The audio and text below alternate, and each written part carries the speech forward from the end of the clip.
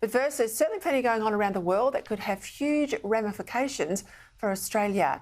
So who better than this next guest to help me break it all down? Foreign editor at The Australian, Greg Sheridan. Well, welcome, Greg. Thanks, Peter. I thought I'd circle back now that we've got all but the formal confirmation of the two major nominees, Presidents Biden and President Trump, for the Democrats and Republican parties subsequently. What happens now? We know in the middle of the year we've got these big conventions formally ratifying them as the nominee.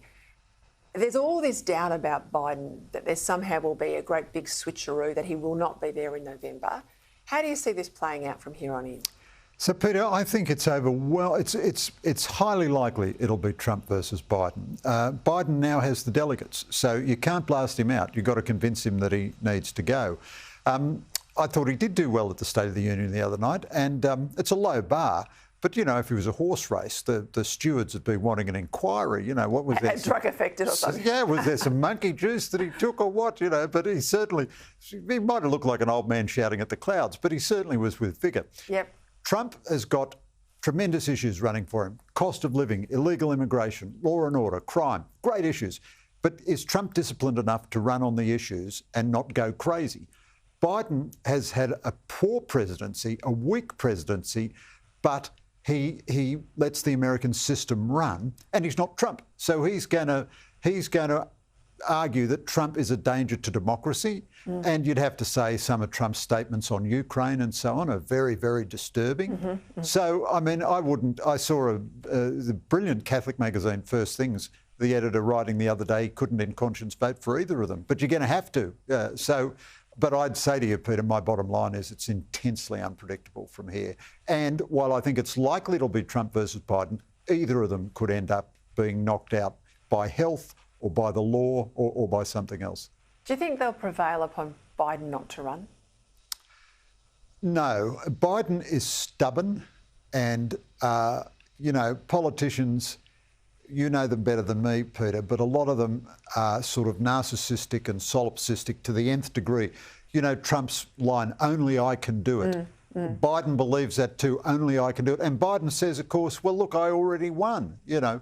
However, if he is convinced that he will lose, then he might make a switch. But it's very high risk. Everything is very high risk.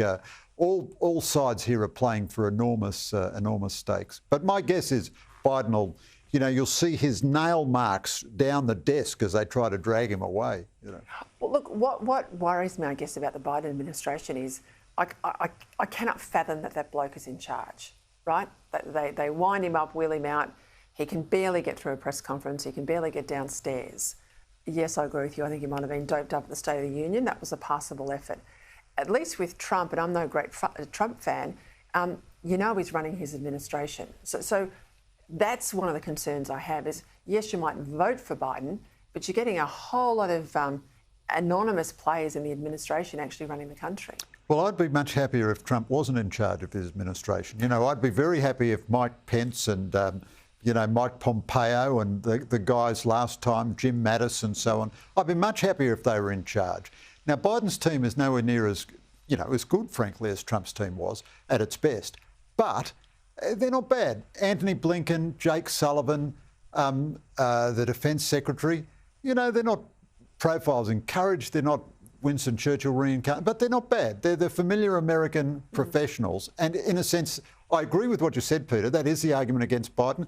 But in a bizarre way, that's also the argument in favour of Biden. The American system simply operates kind of on autopilot. You'd want something better, of course, but, you know, depending, are we going to get the good Trump or the bad Trump? The good Trump is very good, the bad Trump is terrible. It's a gamble either way, I think. What about the Pentagon halving the Virginia-class build? What's the impact here for Aukus? This is absolutely disastrous for Aukus, and this is Biden at his worst.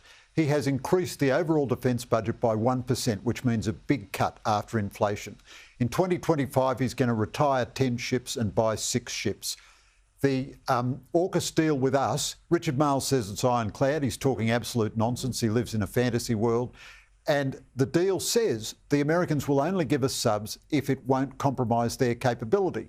To get anywhere near that, they have to be building 2.33 subs a year. Now, no sub will exist in 2032, which isn't underway and being built in 2025, no new sub. So there's just no way they're going to have subs to spare in 2032. I think it's extremely likely we won't get a Virginia. And if the Albanese government took anything about Australian security seriously at all, they would have a plan B. For example, Peter, the Houthis in Yemen and the Ukrainians have shown us you can sink conventional navies with smart, cheap drones. We make these. Australian companies make these smart drones that the Ukrainians are using. Our Australian Defence Force doesn't have one and doesn't have a plan to acquire one. So we're not going to have a navy, we're not going to have surface ships, we're not going to have submarines. And on top of that, we're not even going to have cheap, effective drones so that at least we could conceivably offer some kind of challenge to a Chinese fleet in our region. Just a quick one. I mean, I've followed the Pope's comments, Pope Francis' comments on Ukraine. White flag diplomacy sort of stuff. I mean, he is no John Paul II who took on the communists, fought for Poland, stood there with Reagan and Thatcher, is he? I mean, this guy is a great disappointment and influential too. He should be standing up for Ukraine. Yeah. Francis is terribly perplexing Pope, an extremely perplexing Pope. I mean, I'm a Catholic for what it's worth, and we have to honour the Pope. The Elizabethan martyrs went to their death defending the papacy, even though the popes at the time were crooks and rogues. I'm not suggesting Francis is a crook and a rogue. And the white flag apparently was the phrase of the questioner. But Francis talks rubbish on economics, frankly, it's just rubbish. And he's dubious on climate. He's ridiculous on climate. And it's not up to the Catholic Church to work out climate science. They should be, pronouncing principles. But his interventions diplomatically is always short of sentiment for the Jewish community and for Israel. He does nothing for Christians persecuted in the Middle East. He's very selective on the things that he speaks out about. He cozies up to Putin. I mean, he's a bit like a Catholic Donald Trump, really. He's all over the shop. And honestly, I wish him a long and happy life, but I think he could really do a tremendous thing by emulating Benedict and thinking that maybe his time there has passed. And it would be good to let a younger man... I mean, one big problem with the Catholic Church, we appoint our popes far too old. John Paul II was so vigorous, partly because he was appointed in his 50s. And so we got 20 years of great papacy out of him. He's not well, Francis. The Lord works in mysterious ways. You never know what might happen. Thank you, Greg Sheridan. Thanks, Peter.